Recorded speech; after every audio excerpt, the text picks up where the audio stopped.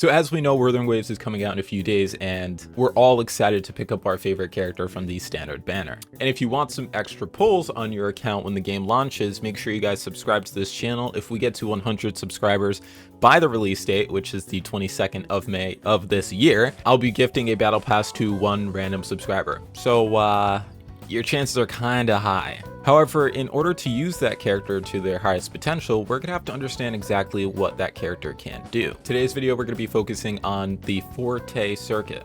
And if you guys don't know what that is, perfect, keep on watching.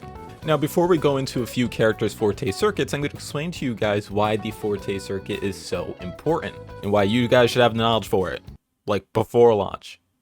So you're not doing some random junkin' saying you can't do any damage because you're not using the character right. So if you guys watch JJK, this is the easiest way I could think of it. Think of the Forte circuit as like a curse technique. In order to use that curse technique, you have to pour cursed energy into it. Think of the cursed energy as basic attacks, heavy attacks, and your resonance skill. And then think of the cursed technique as your Forte circuit. And as we all know, cursed techniques are very powerful. So in JJK, their cursed technique first takes A, getting that cursed energy, B, infusing that cursed energy into their cursed technique, and C, using that cursed technique. Happens the same way in Wuthering Waves. First, you need to do these basic attack and heavy attacks. Those basic attacks and heavy attacks will then charge your Forte circuit, and then you'll be able to use that Forte circuit. Are you following me? Let's use Yinlin as an example. Now there's this really cool site which I'll have down in the description that goes through quite a few characters, skills, and abilities and such, as well as their passive skills and their Forte circuit. So for Yinlin's Forte circuit, as you guys can see here, when Yinlin's judgment points is full, heavy attack is replaced by 1,000 faces, consuming all judgment points and causing wide range electro damage. When hitting a target carrying a Sinner's Mark, the Sinner's Mark is replaced by a Punishment Mark, lasting for 18 seconds. And then this goes into what the Punishing Mark is, but in order to get these judgment points, you have to do Basic Attack, Resonance Skill, or Resonance Skill Lightning Execution.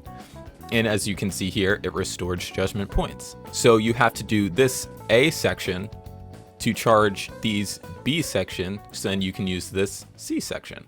Oh, I should have worded that differently.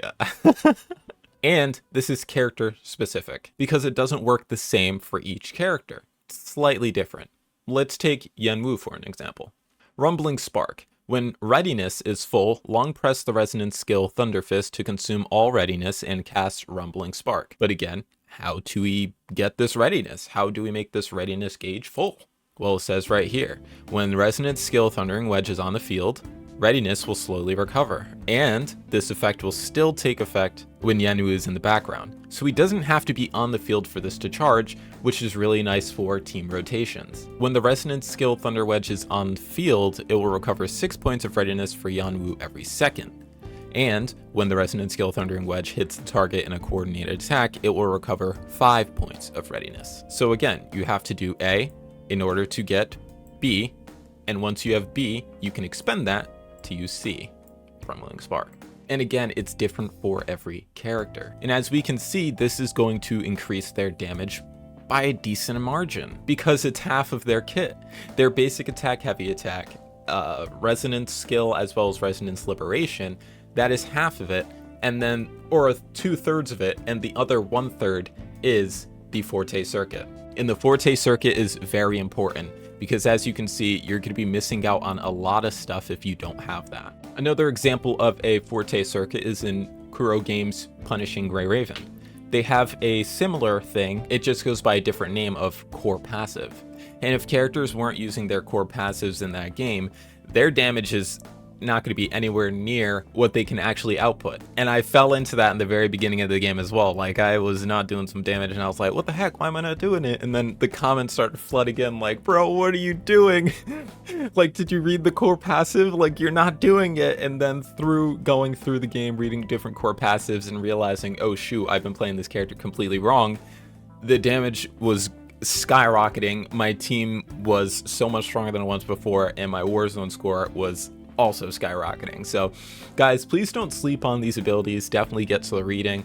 Like I said, this site has a lot of good stuff for all the characters that are in the game so far, including Yinlin, Jinyan, and Kaljaro. So, you know, there's a lot of good stuff here. So make sure you guys check it out and read up on your favorite characters' Forte circuit. So when you do get them, you know what you're doing with them. I appreciate you guys for watching. My name is Topi. And if you want to know what character I'm going for, you should probably check out this video.